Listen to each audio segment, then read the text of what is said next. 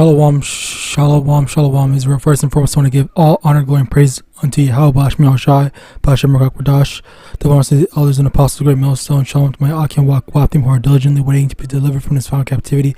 This is Brother Kyle coming at you with another lesson. I won't forget. Let's start with this. 1 Corinthians chapter 11, verse 3. But I would have you know that the head of every man is Hamashiach, and the head of the woman is the man, and the head of Hamashiach is Yahweh. So, I saw this video, and there were just these two.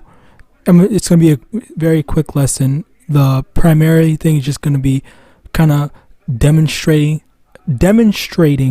that even I, who I guess isn't as knowledgeable in the scriptures as most people would be, is able to kind of see the connection, all right, as well as not only see the connection but demonstrate the actual practicality of, you know, the word usage in the scriptures, all right, because, you know, this was one of the big issues that people take issue. One of the biggest issues that people have a problem with in the scriptures is the words stranger, foreigner, Gentiles, and they think that all those are one-to-one words being used, and they don't understand that when you actually go, which I'm going to show it right here, which this comes from, you know, this guy whose channel name I think is Prince of Power, which that's even another thing, which is why I read this in the first place. Why would you name yourself Prince of Power? All right, like this is a clear indication of like you trying to, like, are you trying to usurp Yahawashai's position? Like, are you, like, you're Slacky? Like this is the thing that I have so much issue with, like the audacity and the pride in people. And then on top of that, he has this like pseudo humble freaking demeanor when he's talking and he's doing this doing his lessons, all right? But like the reality of it is, which I see this in what's it called, these Christian pastors, even these Muslims, all right? You see these men in high authority or whatever acting a certain way, to make them seem like inviting, gentle, soft, and approachable, when in actuality, like, that's a serpent tactic, a serpentile tactic, all right?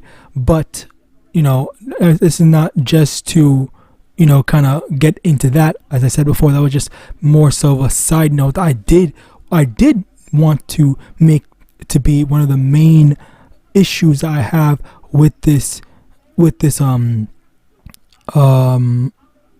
Jake, okay, whatever, but the main issue is the whole word usage, all right? So let me go and actually demonstrate that, as I said I was going to do. If you go to Blue Letter Bible, there is the word Gentiles, okay, or Slakia, Goy. Strong's H 1471. Goy. Yeah, so Goy, all right, and it's used multiple times for Gentiles, and it has some usage in being replaced with nation, heathen, people, and yeah, as I said, for Gentiles, all right? And even I remember having this conversation where people, or Slakia, someone was trying to, when I had this discussion, someone was trying to take the term Gentiles, like, say for example, let me get it, Romans, let's just go to Romans chapter 9 verse, I don't even know where it is. I do, but you get what I mean. Alright, Romans chapter 9 verse 24, even us whom he hath called, not of the Jews only, but also of the Gentiles. And as I said before, like, this is taken and used to mean, okay, so now the Lord is dealing with not just the Israelites, but also all the other nations. All right, and while in this instance, the context kind of disproves that, I'm not going to go through that route. I'm going to go through just showing you that I'm going to show you that the word Gentile, all right, it doesn't always mean heathen. All right, so firstly, we see this goy mean or be synonymous with nation, heathen, and people. The definition over here / biblical usage is nation, people, usually of non-Hebrew people, of descendants of Abraham, of Israel, of swarm of locusts and other animals. So even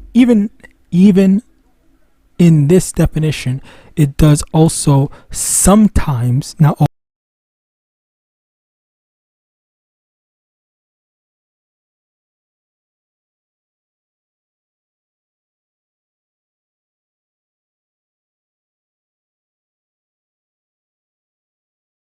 then Isaac is falls under both of those categories, and then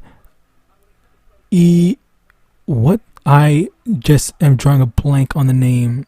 That is crazy. Let me just Google it.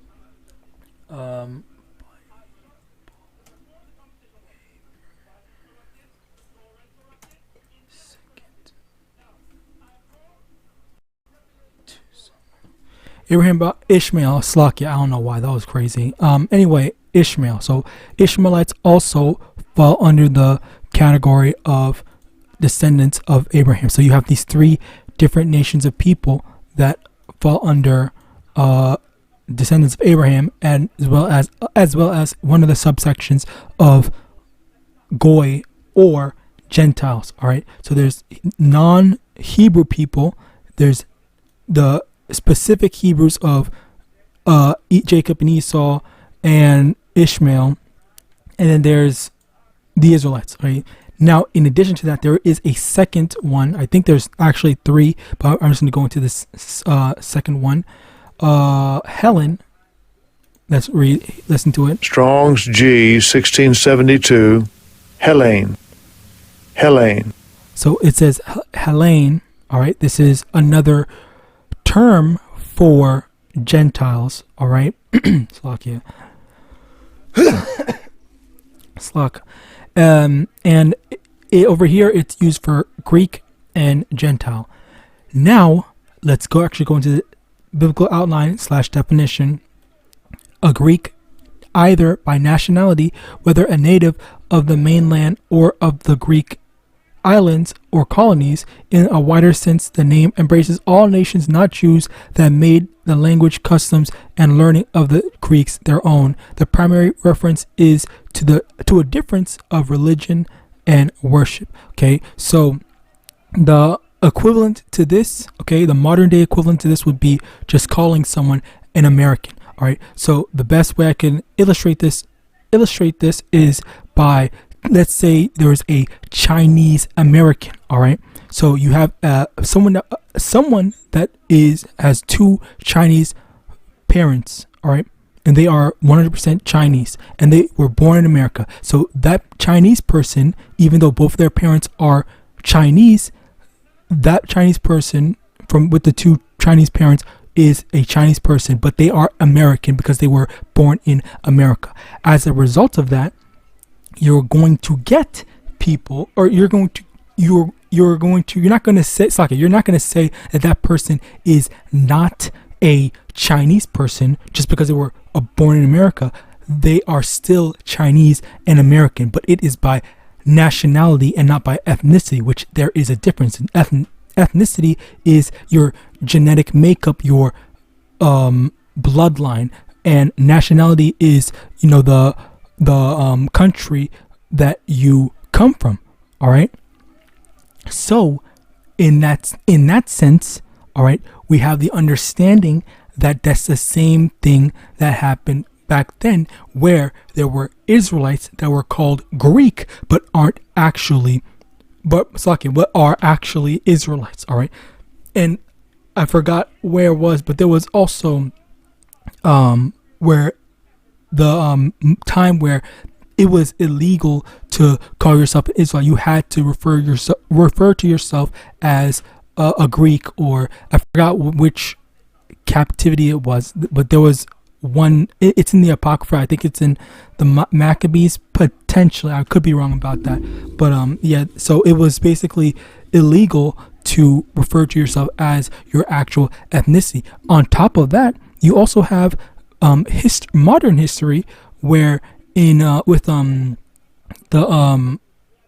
the creation of America, what happened with the so-called Native Americans was that they would take their kids and take them to boarding schools, all right, and they would punish them if they. I think there's a movie on it. They would punish the kids if they practice any of their so-called Native American culture or even spoke their own language. So they were trying to make them assimilate into their own culture, and as a result of that, you will have a lot of so-called Native Americans that look like so-called white people, all right, that won't even know that they're so-called Native Americans, all right. So, and that was a result of a lot of them being adopted, all right, and taken into these Edomite homes, which it's still a thing now. When they do, there's a bunch of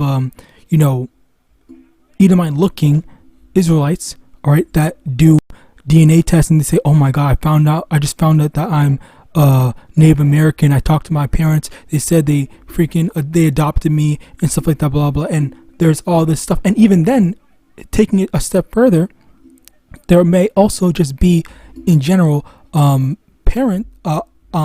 their parents don't even know that they were adopted, and then they have that so-called Native American blood in them, because again, the assimilation, with the assimilation thing, they had basically had to abandon their heritage, all right. So, and also the funny thing enough, which I did a video on this, and I did a bunch of research, and as well as the fact that when I did the research, the people had commented on how what happened in America also happened in Japan. And the funny thing about it was that the Japanese people did not have any interactions with the so-called American people prior to them doing the exact same tactics to them. All right, so that also goes to show just the curses. All right, which also that the people that it happened to in Japan are the Ainu people, where there are so many. There's a lot of so-called Japanese people that are actually Ainu without them knowing. All right, which also is the same thing as I said before for the so-called Edomite-looking Jakes here. All right. Now, yeah, that's so that's basically the thing. Like, there's that whole dispersion, all right, as well as the need to relinquish your Israelite identity, all right, just for the sake of being able to just get by or live in the land that you inhabit. All right, so let me also move over here. Where is it? Oh, yeah, so let's move back here. I'm gonna let this video play a bit, because again, like, there is this issue of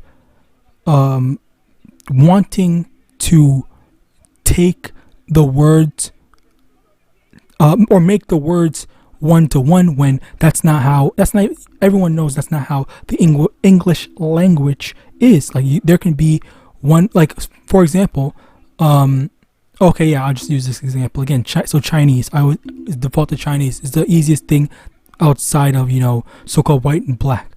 But as I said, we take the exact same example of the Chinese person that has two Chinese parents, okay, but they were born in America. All right, so if they go to China, even though they've never been to China before, they were born in America, they may or may not know Chinese or whatever, okay?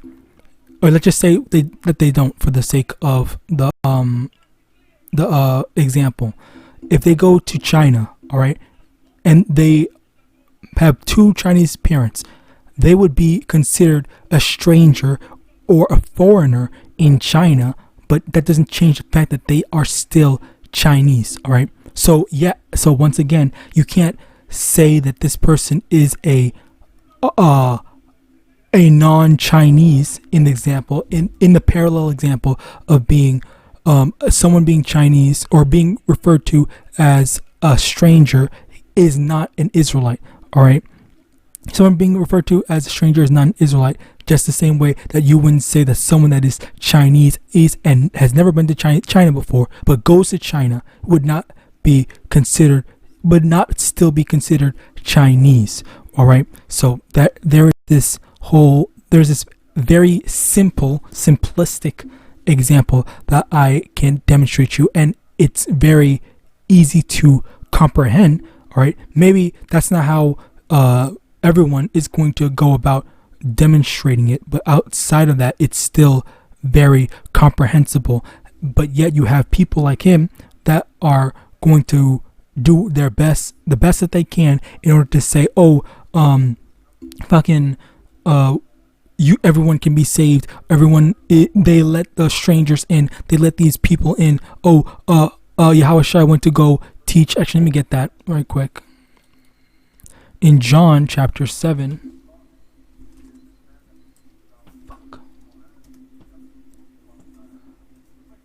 verse 35, and then said the Jews among themselves, whither will he go that we shall not find him? Will he go on to disperse among the Gentiles and teach the Gentiles? All right, so Yahawashi was saying that he's going to go leave somewhere, and they're saying, number one, they're already saying dispersed, okay, which disperse is diaspora, which is once again, the dispersion of the Israelites, which falls under the category of someone that's like, okay, so a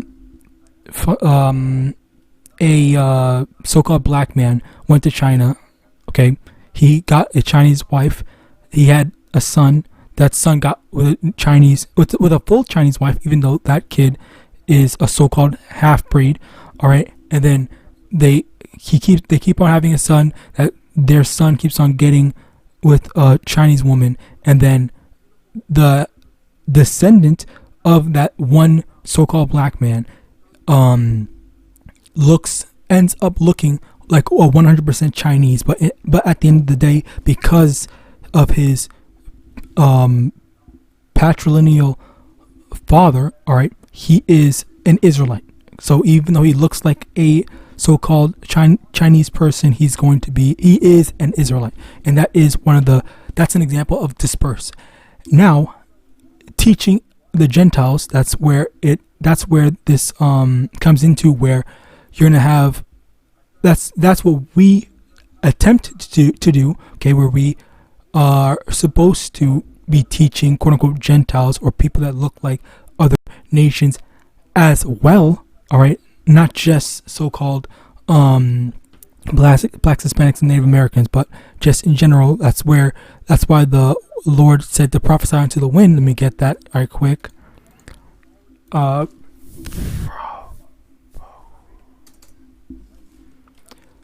Ezekiel chapter 37 verse 9. Then said he unto me, prophesy unto the wind, prophesy, son of man, and say to the wind, thus saith the Lord Yahweh, come from the four winds, O breath, and breathe upon these slain, that they may live. And the slain are those that are dead in spirit, or not awoken to the truth, and are considered, all right, Gentiles, but need to be awakened and could be converted from their Gentile ways. All right, now now, as I was saying before, you prophesy to anyone, quote unquote anyone, and when the spirit actually, if the spirit is dealing with said person, even if they look like 100% red-blooded devil, all right, or whatever other nations, Indian, Chinese, African, all right, they are more than likely a part of the diaspora. All right, so with that, diaspora, if I don't even remember if I let the video play or not, but I just want to kind of prove and show and demonstrate that it really is not hard to get. It's not hard for you to comprehend this thing. But let me get this before I end it.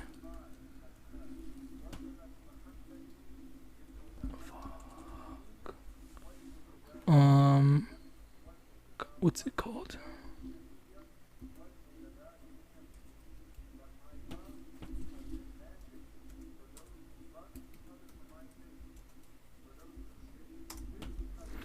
John chapter 12 verse 40.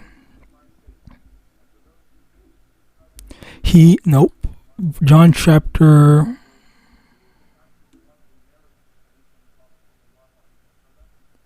12 verse 40. He hath blinded their eyes and hardened their hearts, and they should not see with their eyes nor understand with their heart and be converted, and I should heal them. Also, let me get 2 Thessalonians. Fuck this shit. 2 Thessalonians chapter 2 verse 11.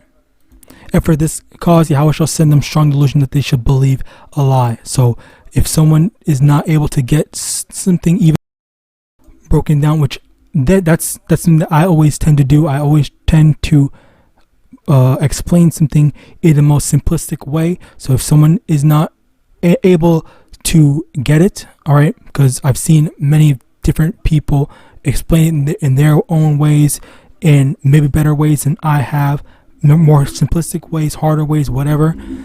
And if you're not able to get it even in the most simplistic way, then the Lord is not dealing with you, and He allowed you to be blind. So with that, I pray this lesson was edifying. I want to give all honor, glory, and praise unto YAHAWAH, BA'Hashem, YAHAWASHI, BA'Hashem, RICANS, the ones, the elders and apostles, great millstone, Abad, Babal,